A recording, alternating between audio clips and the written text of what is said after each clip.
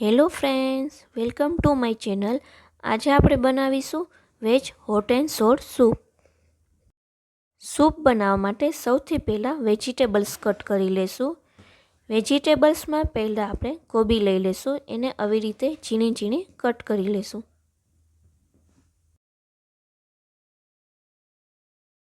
પછી લેશું ગાજર અને એને પણ ઝીણું ઝીણું કટ કરી લેશું. લીલી ડુંગળીને પણ ઝીણી ઝીણી સમારી લેશું. જો લીલી ડુંગળી ન હોય તો સૂકી ડુંગળી પણ ચાલે છે.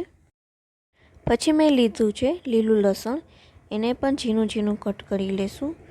જો લીલું લસણ આવી રીતે કટ કરીને ન નાખવું હોય તો એને ખાંડણીમાં ખાંડીને પેસ્ટ કરીને પણ ઉમેરી શકો છો. પછી લઈ લેશું એક આદુનો નાનો ટુકડો, એને પણ આવી રીતે ખમણી લેશું. જો તમારે ખમણવું ન હોય તો આદુના નાના નાના પીસીસ કરીને પણ નાખી શકો છો.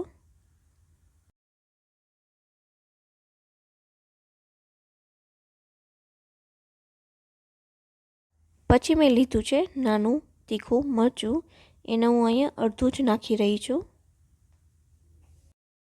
વેજીટેબલ્સ તમે તમારી ચોઈસ પ્રમાણે વધારે ઓછા કરી શકો છો. પછી એક કઢાઈમાં 1 ટેબલસ્પૂન જેટલું ઓઇલ નાખીશું અને એમાં સૌપ્રથમ લીલું લસણ એડ કરી દઈશું.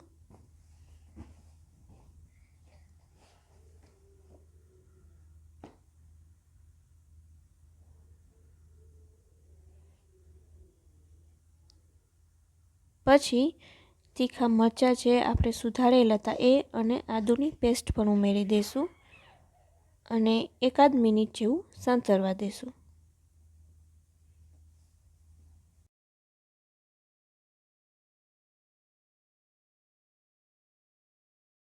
પછી એમાં લીલી ડુંગળી પણ એડ કરી દઈશું અને ફરીથી થોડીક વાર સાંતળવા દઈશું. પછી એમાં ગાજર અને કોબી પણ એડ કરી દઈશું. બધું બરાબર મિક્સ કરીને 5 મિનિટ માટે બધું સાંતળવા દઈશું.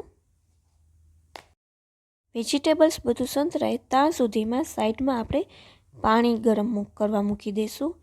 મેં લગભગ 2.5 ગ્લાસ જેટલું પાણી ગરમ કરેલું છે.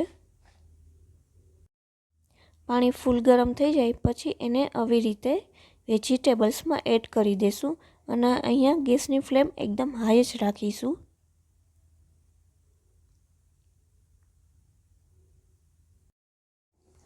અને પાણી હંમેશા ગરમ જ નાખવાનું છે, ઠંડુ નથી નાખવાનું. ગરમ પાણી ઉમેરીને 1-2 મિનિટ પૂરતું થોડીક વાર વેજીટેબલ્સ બધું ચડવા દઈશું. બહુ વધારે નથી પકવવાનું, કાચું પાકું જ રાખવાનું છે. 5 મિનિટ જેવું થઈ જાય એટલે 1 ટેબલસ્પૂન રેડ ચીલી સોસ અને 1 ટેબલસ્પૂન સોયા સોસ ઉમેરી દઈશું. અડધી ટેબલસ્પૂન જેટલો કાળા મરીનો પાવડર ઉમેરી દઈશું. એ બધું ઉકળે ત્યાં સુધીમાં સાઈડમાં 2 ટેબલસ્પૂન જેટલો કોર્નસ્ટાર્ચ લીધેલો છે અને એમાં આવી રીતે થોડુંક પાણી ઉમેરીને સ્લરી બનાવી લેશું. હવે એ સ્લરીને સૂપમાં એડ કરી દઈશું અને એકદમ હાઈ ફ્લેમ ઉપર બધું બરાબર મિક્સ કરી લેશું. 1-2 મિનિટમાં જ એકદમ ઘટ થવા માંડે છે તો આપણું સૂપ રેડી થઈ ગયું છે.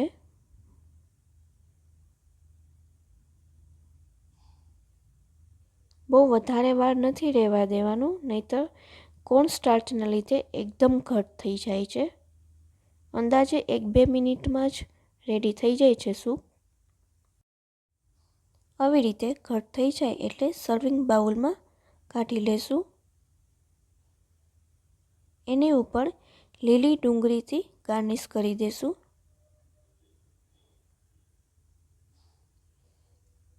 તો તૈયાર છે આપણું એકદમ સરસ વેજ હોટ એન્ડ સોર સૂપ. તમે એકવાર જરૂરથી ટ્રાય કરજો, એકદમ ટેસ્ટી બને છે.